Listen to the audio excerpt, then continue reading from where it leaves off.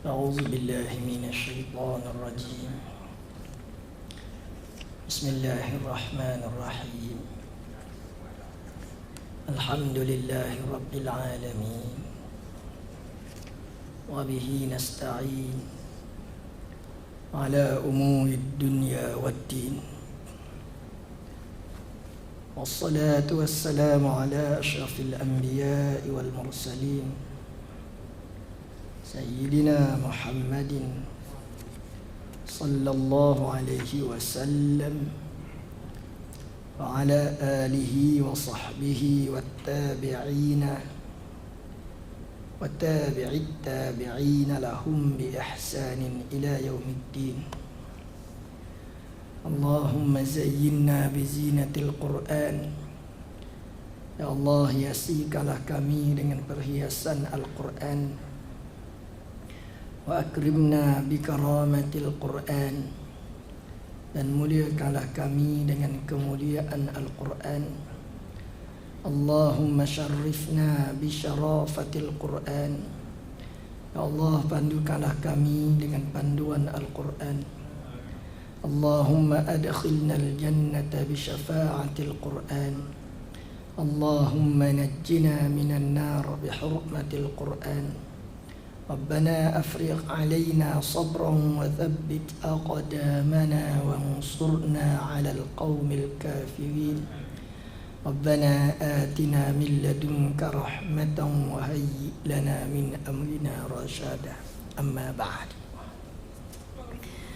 Malam ni kita nak sambung perbincangan kita tentang sirah kait tentang Halimatus Sa'diyah, ibu susu Nabi sallallahu alaihi wasallam.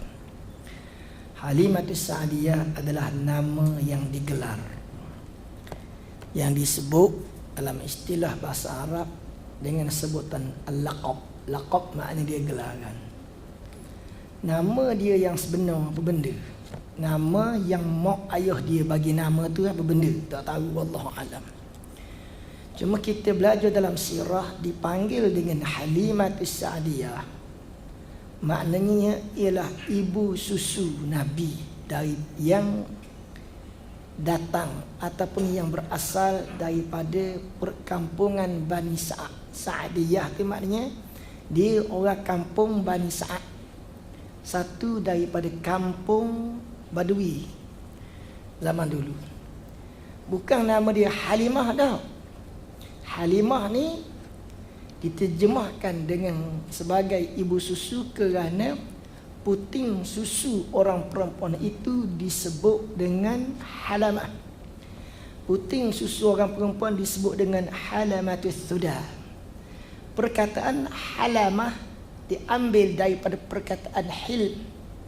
Allah Ta'ala, satu daripada nama-nama dia ialah Al-Halim. Al-Halim maknanya maha lemah lembut. Al-Halim, Ar-Ra'uf, Al-Latif. Tiga ni maknanya dia lemah lembut belaka. Tetapi ada sudut-sudut yang berbeza dari segi makna ketiga-tiga ni.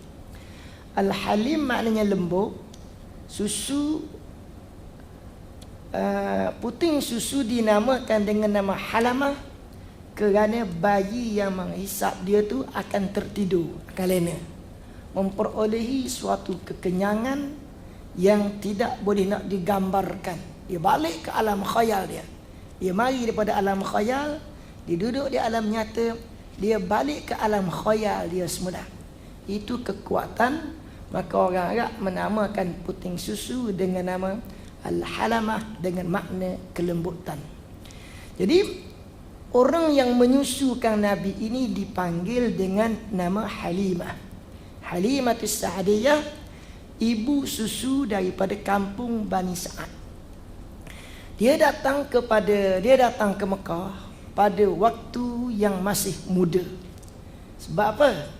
Kerana bila Nabi bawa dakwah, akhirnya tahun ke-8 lebih lepas daripada tahun ke-8, banyak berlaku pembukaan kampung-kampung Badui. Pembukaan kampung-kampung Badui ini berlaku selepas pembukaan Mekah. Kerana Mekah disebut sebagai Ummul Qura, ibu kepada segala bandar.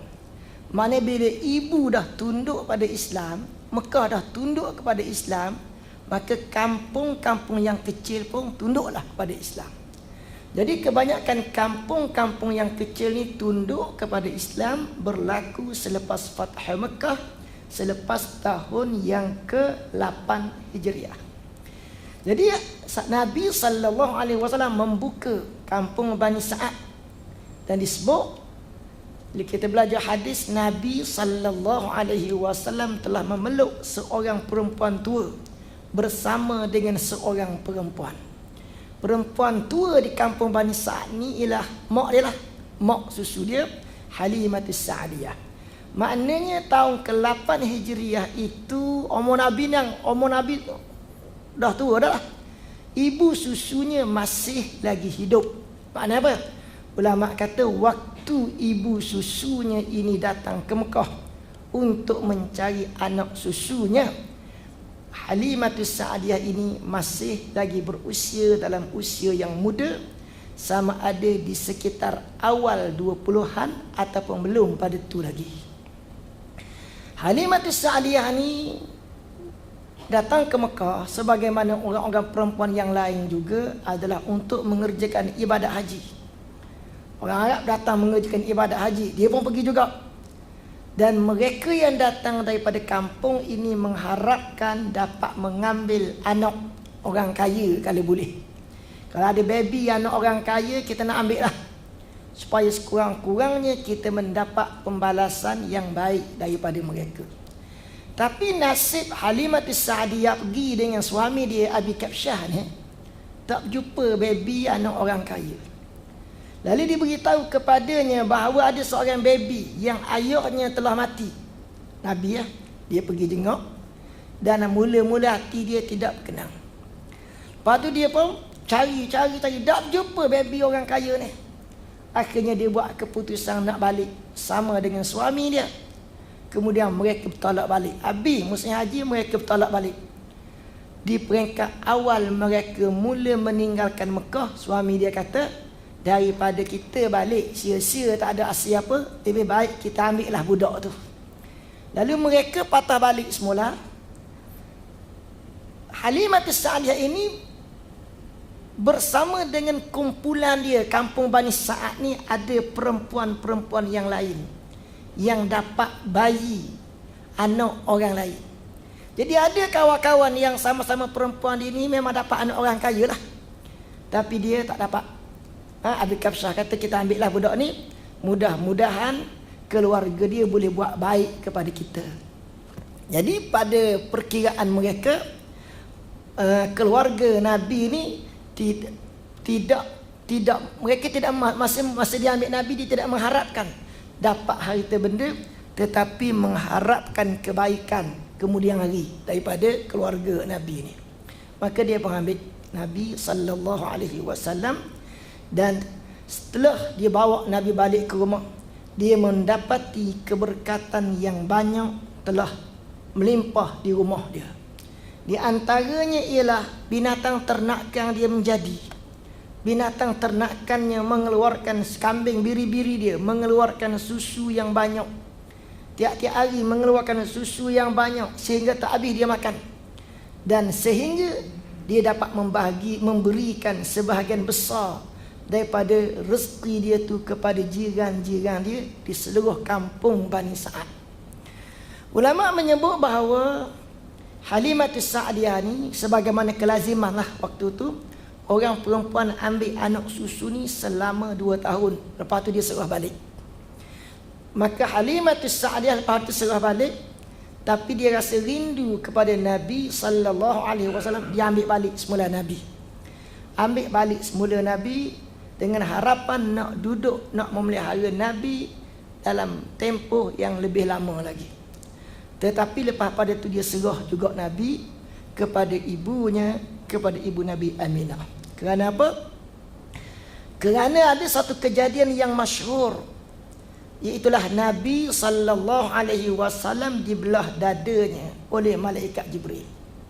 Nabi ni di rumah Halimatus Sa'diyah menyusu susu sebelah kanan. Halimatus Sa'diyah ada anak juga waktu tu, iaitulah yang dinamakan dengan nama Kabsyah ini.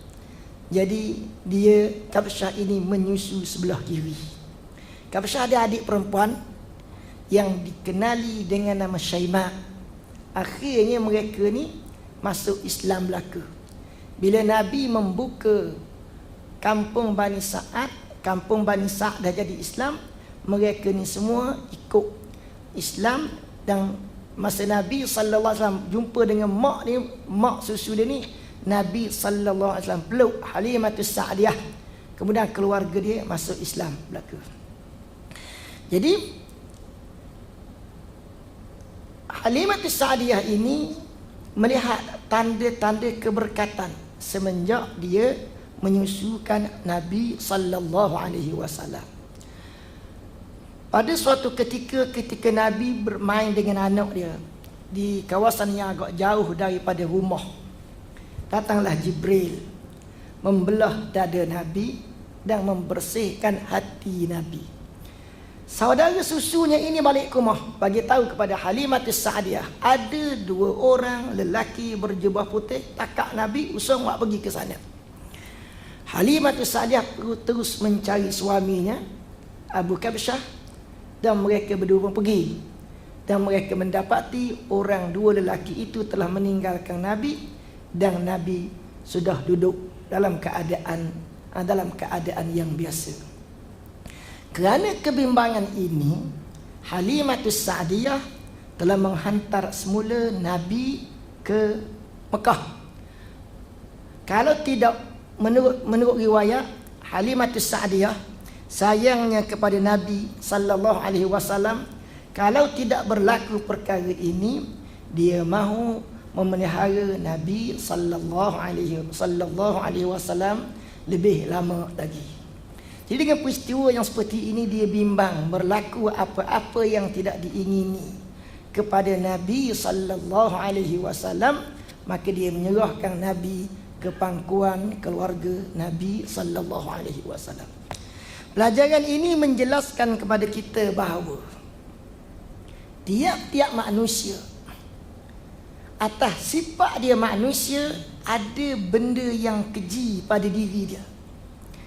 Dan orang yang dipelihara oleh Allah, Nabi sallallahu alaihi wasallam adalah contoh yang besar untuk kita pelajari. Orang yang dipelihara oleh Allah dipelihara daripada kekejian yang berada di dalam dirinya melalui pembersihan. Dalam kisah, bila kita baca, kita belajar, kita mendalami, diri kita ada 2 benda yang disifatkan sebagai entiti yang jahat dalam diri kita. Yang pertama yang dinamakan nafs.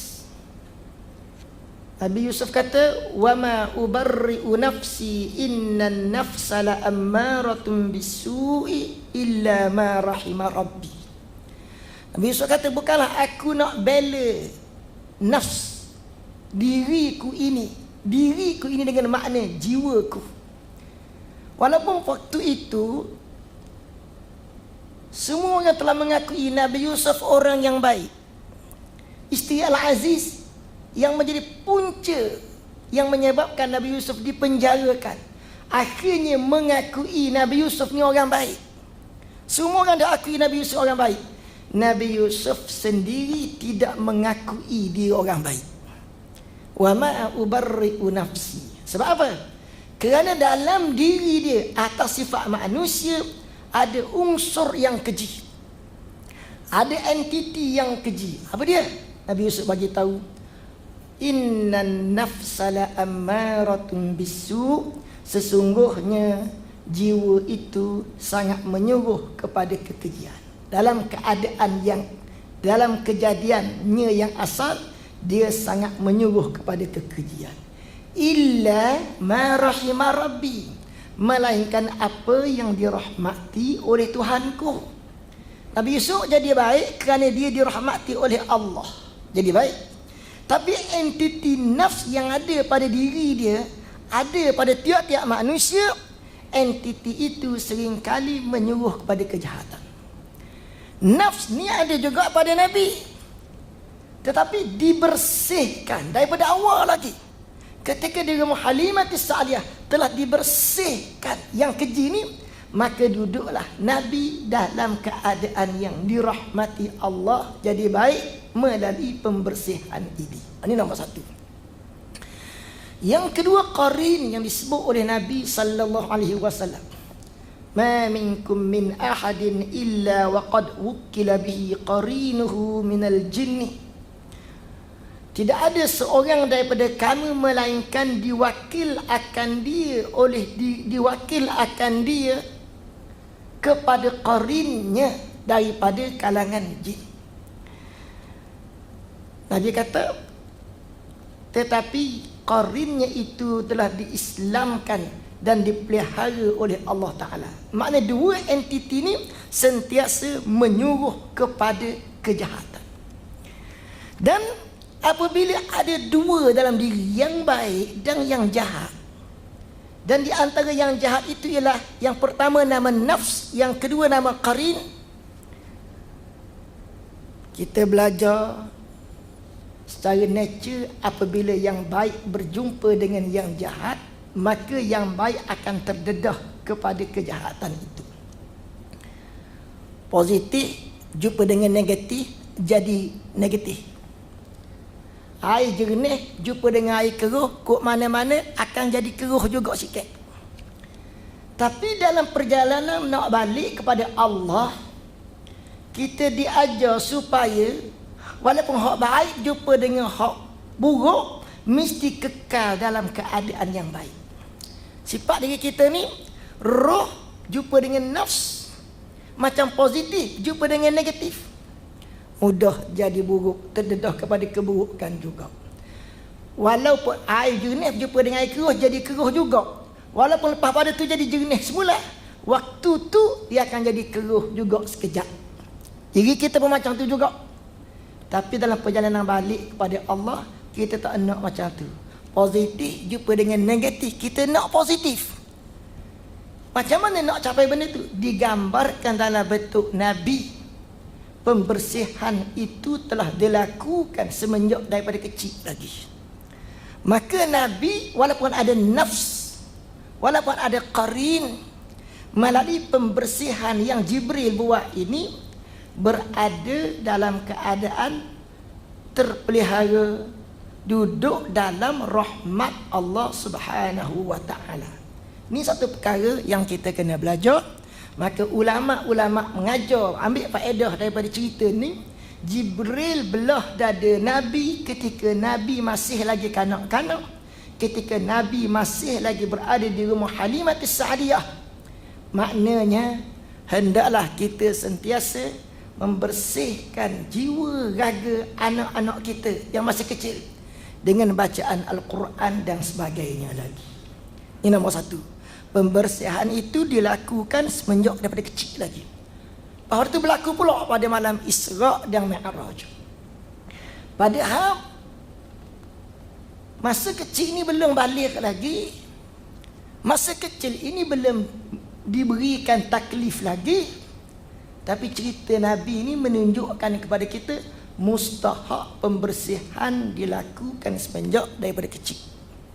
Maka itulah pelajaran yang boleh kita pelajari daripada cerita Jibril telah membersihkan hati Nabi ketika Nabi masih di rumah Halimah As-Sa'diyah. Lepas tu Jibril belah dada Nabi pula sebelum daripada peristiwa Isra' dan Mi'raj. Dekat nak Isra' Mi'raj dah. Pada malam yang sama Jibril membersihkan. Dan ini nak gambarkan kepada kita bahawa rohani yang nak mendaki ke maqam yang lebih tinggi, dia mestilah dibersihkan. Nak naik ke maqam yang tinggi tak mampu naik, melainkan melalui pembersihan terlebih dahulu. Ini dua kali, dan ada ulama menyatakan bahawa pembelahan dada Nabi ini berlaku lebih daripada dua kali. Setelah mana Halimah As-Sa'diyah menghantar Nabi ke rumah ibunya Aminah binti Wahb, maka duduklah Nabi di situ beberapa lama. Kemudian Aminah ini berhasrat nak pergi ziarah kubur ayah dia, ayah Nabi, Abdullah bin Abdul Muttalib. Menurut ulama, menurut dalam sirah menyebut Nabi sallallahu alaihi wasallam bersama ibunya dan datuknya telah pergi menziarahi kubur bapanya Abdullah di Abwa. Di mana terletaknya Abwa? Ulama kata Abwa adalah satu perkampungan Bani Adi. Bani Adi ini satu cabang daripada kabilah Bani Najjar, Adi bin Najjar. Jadi dia pergi ni dengan menaiki dua unta dan ditemani oleh yang tukang jaga Nabi, Ummu Aiman. Bani Najjar ini satu bani yang besar, yang memang duduknya di Madinah. Bani Najjar ini duduk di mana? Bani Najjar ini anak beranak dia duduk sebenarnya di sekitar kawasan Masjid Nabawi juga.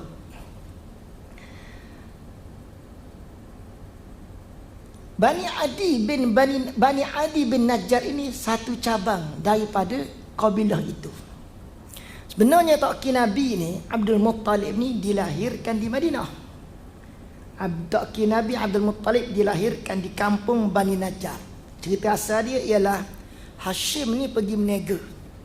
Bila dia pergi menega sampai ke Yathrib, dia menikah dengan seorang perempuan yang bernama Salma di kampung Bani Najjar. Salma ni perempuan Bani Najjar. Kemudian Hashim meneruhkan perniagaan, dia meninggalkan isteri dia Salma ni. Salma ni mengandunglah. Bila Salma beranak, anak itu dikenali dengan nama Syaibah. Syaibah ni ialah Tok Nabi.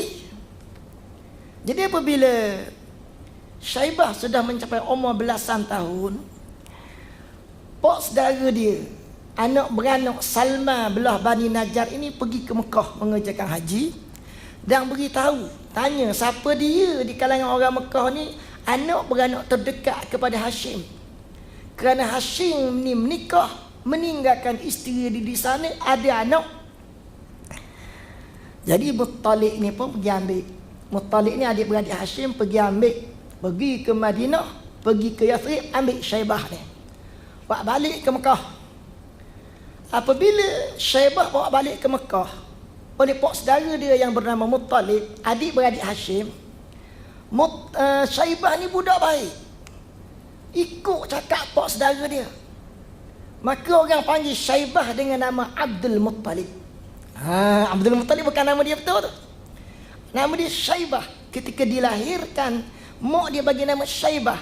Akhirnya dipanggil dengan nama Abdul Muttalib. Maknanya seolahnya dia ni taat kepada pak saudara dia yang pelihara dia, yang jadi pak angkat dia. Seolahnya macam dia ni adalah hamba kepada Abdul Muttalib, hamba pada pak saudara dia. Masa tu pemikiran orang Arab macam tu. Abdul Muttalib, jangan kita kata Al-Muttalib itu satu dia bernama-nama Allah, sebab tu dia berbuah Abdul. Dah, Abdul Muttalib orang Arab anggap dia ni hamba pada pak saudara dia yang pelihara dia, taat dia. Oleh kerana Abdul Muttalib ni, tadi yang asalnya nama Syaibah tu, Abdul Muttalib ni dia menega jadi, tangan dia ada berkat. Dia jumpa telaga Zamzam, kemudian dia tidak memilikkan tenaga Zamzam. Dia kata tenaga Zamzam ni tak nyang kita yang gali. Maka siapa nak guna, boleh guna belaka, aku tidak minta bayaran. Orang sayang kat dia, orang latih dia jadi raja di negeri Mekah, Abdul Muttalib ni. Jadi di kampung Bani Najjar, orang gembira. Sebab apa? Sebab budak lahir kampung kita, kampung Bani Najjar ni, dia jadi raja di Mekah. Maka dengan sebab itu mereka tanda. Bila ayah Nabi Abdullah anak Abdul Muttalib mari ke kampung mereka kerana sakit nak pergi ke Syam ni, mati di situ, mereka tanda, ini kubur Abdullah. Kubur siapa ni? Kubur seorang yang ayahnya menjadi raja di Mekah. Ayahnya itu lahir di kampung kita, kampung Bani Najjar.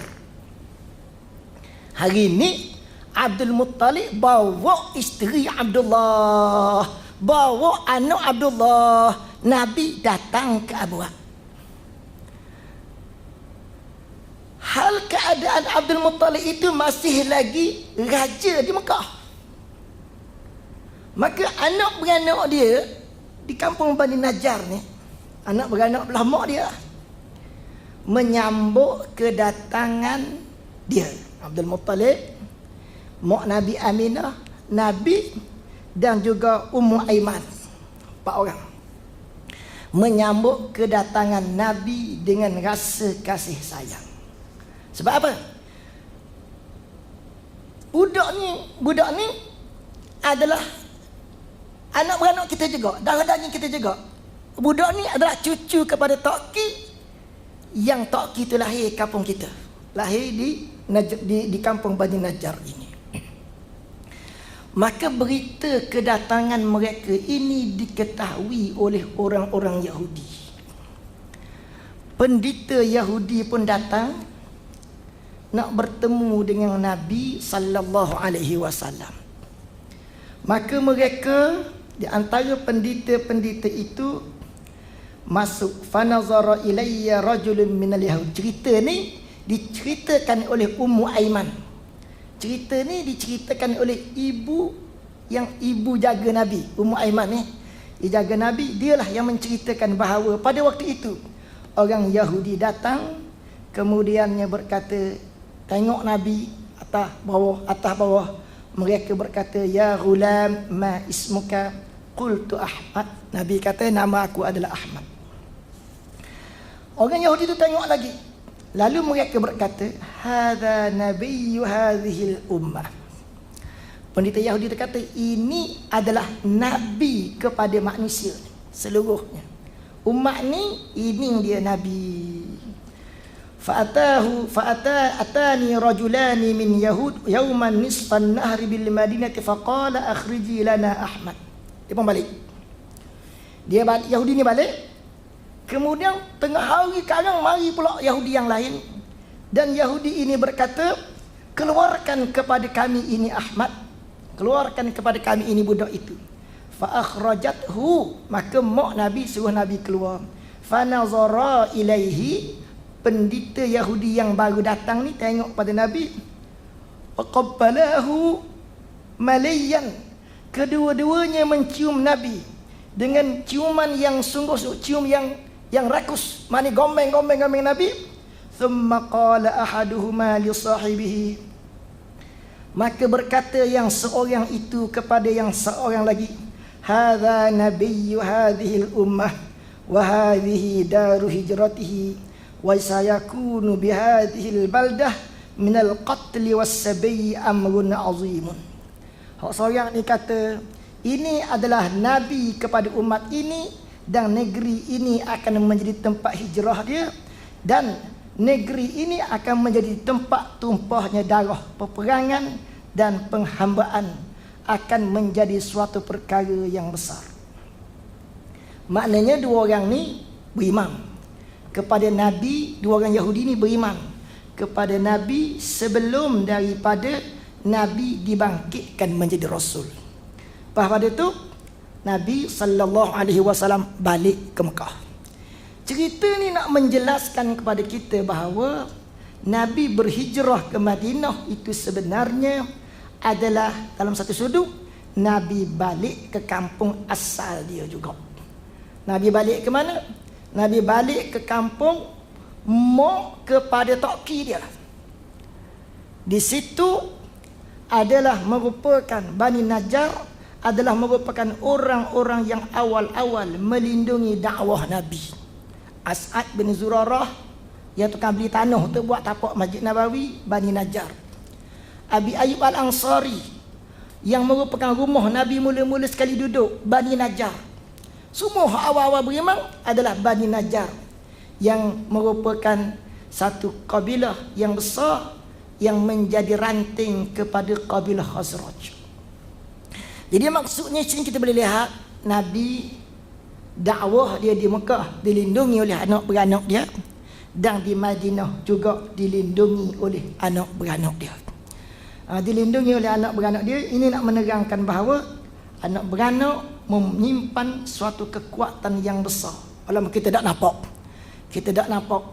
Memanglah kita nampaklah Abu Lahab ni pak saudara Nabi, lawang Nabi ni dalam satu sudut. Kita nampak macam tu. Tapi dalam satu sudut yang lain, Allah Subhanahu wa taala telah memilih, menjadikan dalam pilihannya itu orang yang melindungi Nabi adalah daripada kalangan anak beranak Nabi juga. Mereka awal. Sebab apa hal ini berlaku? Ini adalah menerangkan tentang kekuatan-kekuatan dalaman yang tersembunyi yang ada pada silaturrahim. Yang ada pada silaturrahim. Maknanya Nabi di Mekah memelihara hubungan silaturrahim, di Madinah pun memelihara hubungan silaturrahim, dan di antara manfaat yang dia dapat daripada memelihara hubungan silaturrahim ini ialah Nabi dakwah, Nabi dilindungi oleh keluarga dia. Pada waktu ini, maksudnya pada waktu Nabi berhijrah ke Madinah, orang Bani Najjar ini dia ada satu pegangan. Orang ni adalah cucu. Orang ni adalah cucu kepada satu raja yang lahir di kampung kita. Manakala ayah dia pula adalah orang yang memang duduk di negeri Mekah tu. Bila nak mati, mari mati di kampung kita. Mari mati di kampung kita. Bila mari mati di kampung kita, makna kita ingat dia ni ada pertalian yang rapat dengan kita lagi. Maka daripada situ Nabi tidak boleh dibunuh oleh orang-orang Yathrib. Walaupun orang Yathrib, kalau ikut ketua mereka Abdullah ibn Ubay bin Salul, Nabi patut dibunuh. Sebab di kampung dia sendiri dia nak dibunuh dah. Mari sini, mari ke Madinah. Nabi tidak minta naungan daripada pembesar Yathrib. Raja dia Yathrib masa itu ialah Abdullah bin Ubay bin Salul. Nabi tidak minta perlindungan, Nabi tidak bernaung di bawah Abdullah bin Ubay bin Salul. Maksudnya ini kalau kita katakan orang mari, satu orang mari kampung ni, dia tak minta izin dengan Tok Mulu, kupu pengaruh. Tentu Tok Mulu kampung tu marah. Maksudnya macam tu. Nabi tidak minta perlindungan daripada ketua dia Yathrib. Nabi hanya minta pertolongan, minta perlindungan daripada orang Ansar saja. Orang Ansar saja yang melindungi Nabi. Jadi orang Ansar inilah yang menghalang orang Yathrib yang kufur daripada bertindak membunuh Nabi. Siapa dia orang Ansar itu? Sejarah menyebut mereka mempunyai pertalian yang rapat dengan Nabi melalui Salma yang menjadi isteri kepada Hashim bin Abdul Manaf bin Qusay itu. Jadi Nabi SAW dapat melihat kubur ayah dia, dan lepas pada tu ada beberapa riwayat yang menceritakan di Madinah Nabi menziarahi maqam ayah dia. Walaupun ada riwayat yang menyebut Allah Ta'ala melarang Nabi berdoa kepada ayah dia kerana masa itu ayah dia mati di zaman jahiliyah. Ulama menyatakan bahawa riwayat itu adalah riwayat yang dhaif. Kerana keluarga Nabi, ayah, tok ki, tok nyang ini tidak menyembah patung. Mereka adalah penganut ajaran Hanif. Mereka kekal di atas ajaran Nabi Ibrahim AS. Maknanya mereka adalah ahli tauhid, dan Nabi SAW menziarahi ayahnya ketika berada di Al-Madinatul Munawwarah. Jadi daripada sini kita dapatlah memahami sebenarnya kubur ayah Nabi ni tidak berapa jauh mana juga dengan Al-Masjidun Nabawi. Tapi perkara ini tidaklah disebarkan meluas. Wallahu a'lam. Itu di antara beberapa perkara yang boleh kita lihat. Jadi Aminah binti Wahb ini akhirnya balik ke Mekah, dan tak berapa lama selepas daripada itu Aminah pun meninggal, menyebabkan tanggungjawab memelihara Nabi ini diambil alih oleh datuknya Abdul Muttalib. Mudah-mudahan Allah Ta'ala masukkan kita di kalangan hamba-hambanya yang dirahmati dan diampuninya. Allahumma alif baina qulubina wa wahid sufufana wajma' kalimatana. Allahumma ja'alna min awliyaika as-salihin wa ibadikal muqarrabin. Allahumma walli umurana khiyarana wa la tuwalli umurana shirarana. Allahumma adfa' 'anna al-bala' wal waba' wal riba waz zina wa su'il qada' wa ka'abatil manzar wa darqis shaqa' wa shamatatil a'da'. Rabbana atina fid dunya hasanah wa fil akhirati hasanatan wa qina azaban nar. Subhana rabbika rabbil izzati amma yasifun wa salamun alal mursalin walhamdulillahi rabbil alamin.